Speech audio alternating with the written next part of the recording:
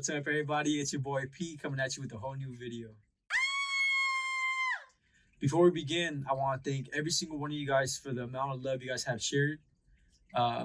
Whether it was liking the video, sharing the video, viewing the video, or even critiquing the video, all of that has been more than I would have ever asked for. It's more than I would have ever assumed, and I want to thank every single one of you guys for the love and support. Thank you. Not even my own mother gives me this much love. And let me show you guys exactly what I'm talking about. Ma! Ama! Ma! Ma!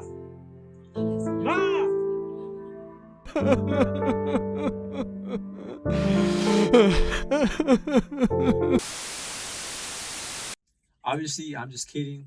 My mother loves me very much. Obviously, that video doesn't do her justice, but she loves me nonetheless.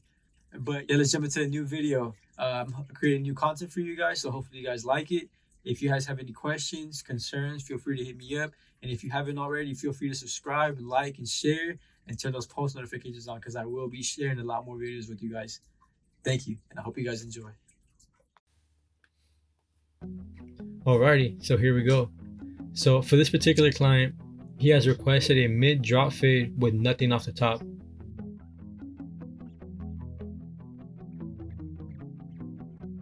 So basically what the mid drop fade means or refers to is that from point A, which is the sideburn, to point B, which is the back of the head, there needs to be an arch in between that gives the haircut a rising and falling feel.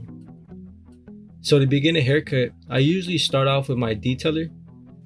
So basically what the detailer does is basically just eliminate the hair in a specific area that you need, especially when you're creating lines or like lineups or designs or whatever it may be, before you actually shave.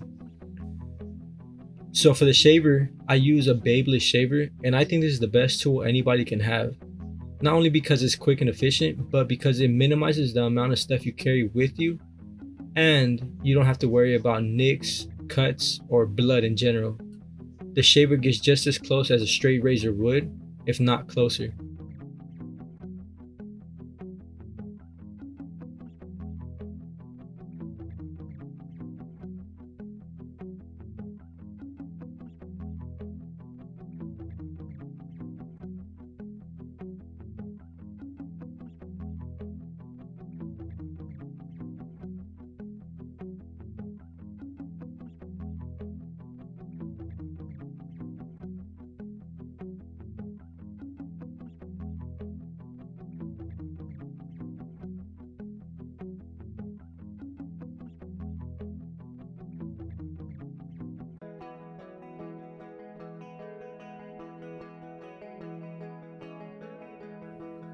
So for the first step, after I have created my shaving part and my hard guideline, I begin with the hard guideline again.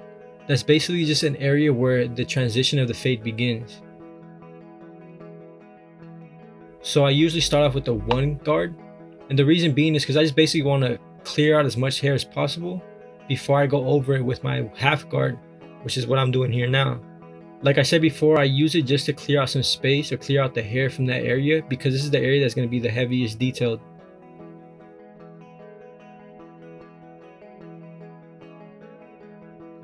And what I mean by that is that basically this area is going to be the area that creates the transition of the fade, so we can't leave a big line. And before I get into it too far, I'm sorry about the angles. At times I position myself in weird positions that kind of makes me look like I'm being possessed or I'm going through an exorcism, so please don't mind me. And I'm happy that you guys can see barely enough, opposed to you guys seeing me on camera looking like a hot mess. So please don't mind it. But like I was saying, you basically want to clear up as much space so you can start detailing. And by detailing, I mean that you want to remove the clip from your blade, and with the lever on the left hand side, you want to open and close it to start eliminating as much hair as you possibly can without eliminating too much. So you want to think of this step as erasing the line. So it's not going to be completely erased. You want to leave a slight shadow. And that'll be all you can eliminate anyway. This machine does not eliminate the line completely.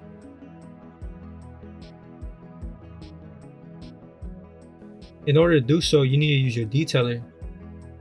And the detailer is exactly what we use in the beginning. This gets just as close as anything else would, but it won't leave it completely bald. It will leave some hair there creating a smooth transition from shave to medium and to coarse.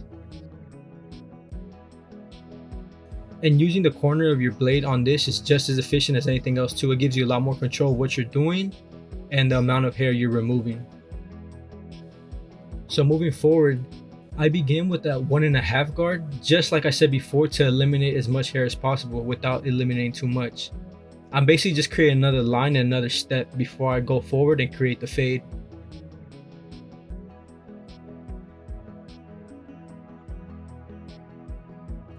So in order to make the fade as smooth as possible, you want to debulk the area slightly above. If you miss this step, you will leave the hair looking like a bit of a mushroom. So the hair will basically go from long to flaring out and then collapsing in and giving it that mushroom shape. So you always want to go back and debulk with a higher guard. And what I did is I went in there with the number 4 guard to debulk the side of the hair and slowly work my way back down to a half guard. And that's what I'm doing here. As you can tell, I'm just detailing and removing excess hair, therefore eliminating excess lines. So once you have done that, you go back and use your number 1 guard and you start flicking the lever on the left hand side just to eliminate more hair than you need, therefore giving you a perfect transition and a perfect fade. And you can always go back and touch it up with your half guard or removing the clip completely and working your way in there, but that's a little bit more of an expert technique.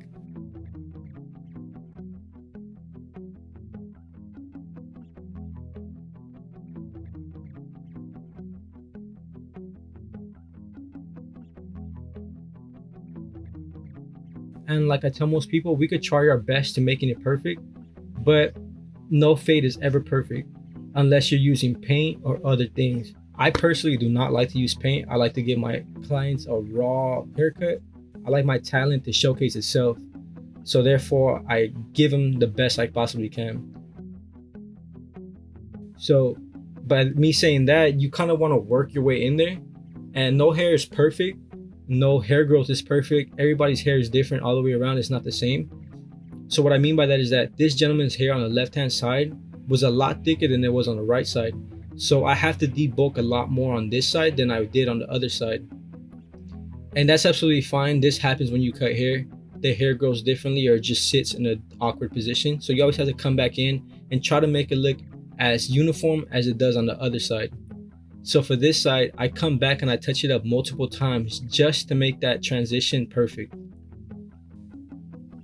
And like I said before, we can make it as perfect as we possibly can, but it's not always gonna be perfect. So like I tell other people that are learning how to cut hair, whenever I'm there to show them, I tell them to just walk away, work out as much as you possibly can and just leave it. Try to perfect it as much as you can and walk away. And then when you walk away, whatever was in your mind that you were fixated on will kind of work its way out because you will have something else to work out. So when you come back, whatever was there will slightly start fading away and you come back with a clearer mind.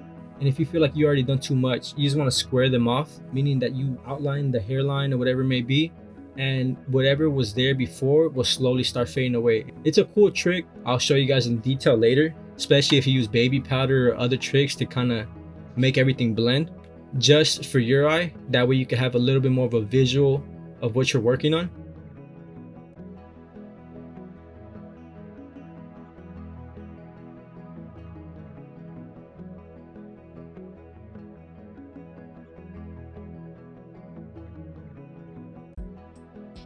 But like I said before, you want to come in and crisp them out, right? Highlight every line, and everything that was there and bothering you before will kind of fall into place. And you just want to detail it as much as you can. Like I said, no side is perfect, no haircut is perfect, but we can try our best.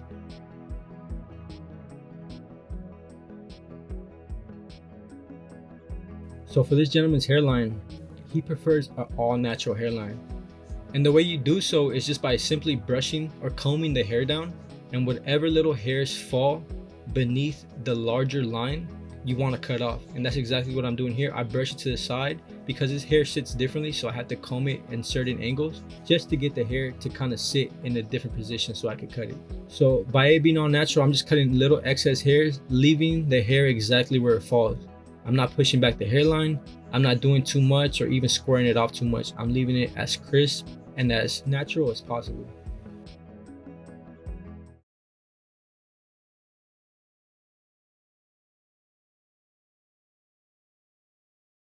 It's time for the moment you've been waiting for. Da, da, da, da, da, da, da, da. Da, da, da, da, da, da, da, da, da, da, da, da, da, da, da. Da, da, da, da, da, da, da. Da, da, da, da, da, da, da, da, da, da, da, da, da. Da, da, da, da, da, da, da, da. Tsh, da, da, da, da, da, da, da, da, da, da, da, da. Di, da, di, di, da, di, di, da, da, da, da, da, da, da, da, da, da, da, da, da, da, da, da, da. Di, da, di, li, da, di, li, di, da. Di, da, di, li, di, da, di, li, da,